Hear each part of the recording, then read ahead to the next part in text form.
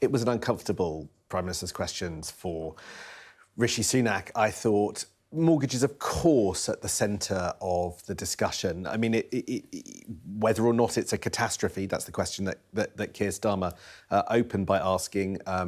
That's a word, by the way, used by Tory MP Lucy Allen, the outgoing Telford MP, in a tweet last Friday, or not. It is a very, very big problem, and we've probably got rate rises tomorrow.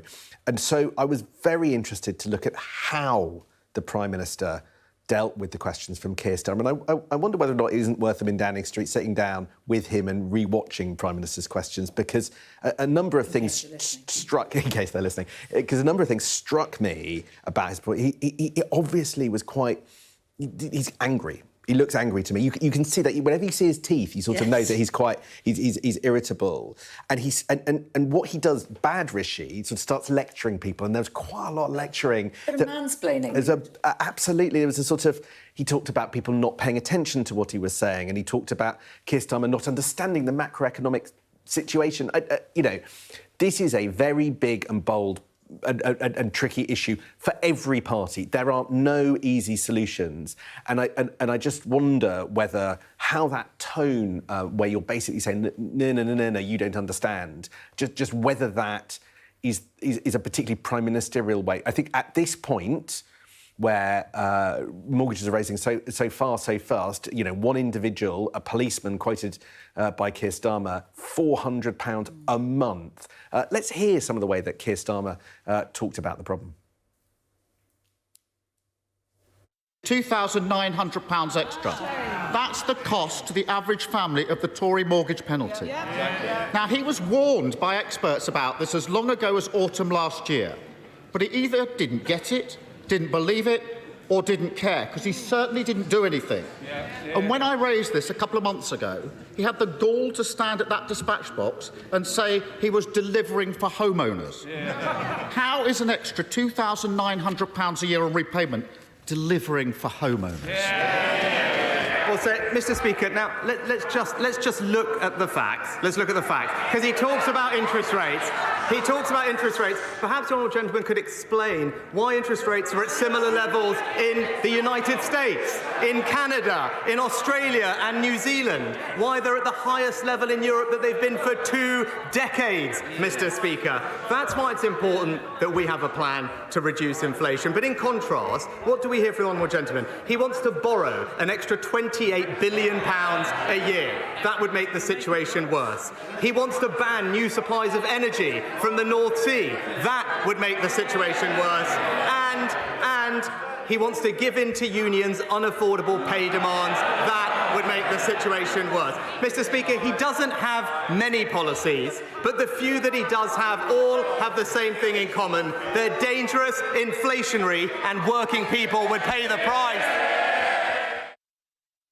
That's the response line we've seen, isn't it, from the government before, that Labour has U-turned on their spending plans. They say that what they're planning is not affordable. But when you get the leader of the opposition saying £2,900 a year, that's what sticks in people's minds, isn't it? It's not listening to arguments about exogenous shocks and global pressures and all those other things. It's the money in your pocket.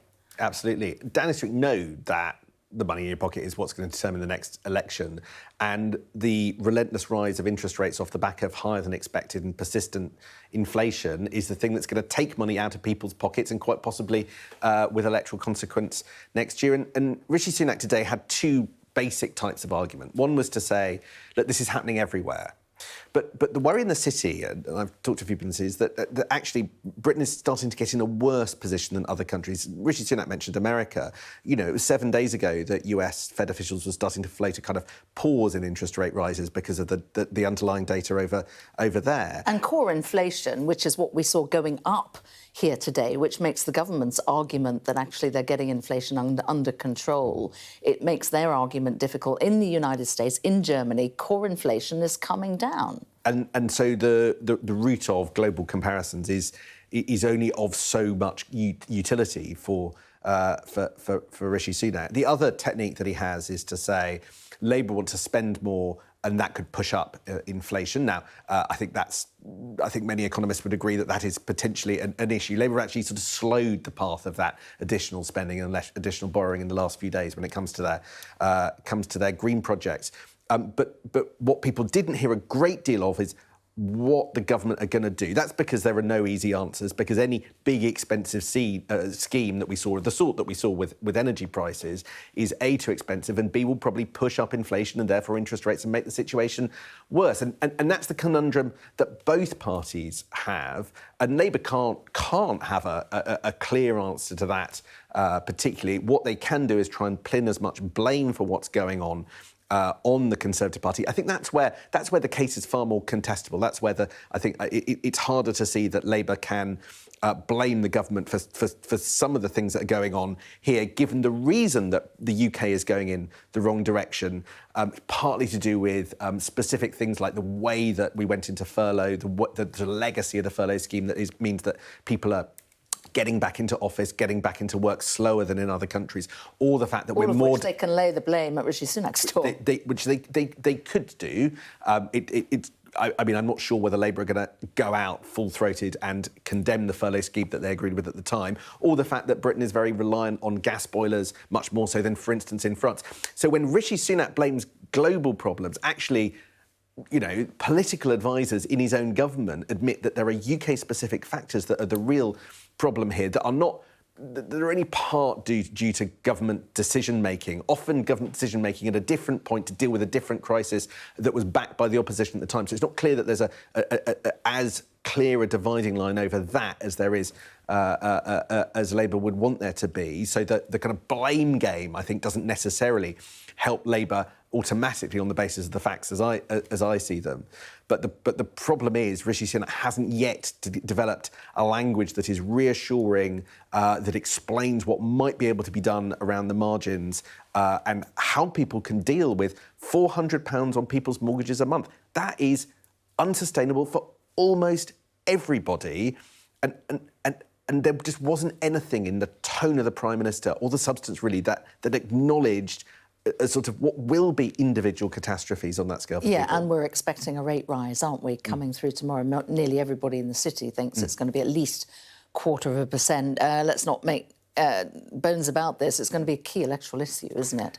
It is, and there is a group inside the Conservative Party that would dearly love to blame Andrew Bailey, the Governor of the Bank of England, running arguments that he started raising interest rates too late and therefore Britain has to go further. But because of what happened in the Liz Truss era, essentially this government, Rishi Sunak, has decided that he cannot criticise, and him and Jeremy Hunt cannot criticise Andrew Bailey because of the possibility of market turbulence, additional market turbulence that would cause. So blaming him is effectively off the table at the moment for Tory politicians as they cast around looking for villains in this. But in the end, I think people will look at the situation, at what the government presents as what it's doing, and draw their own conclusions.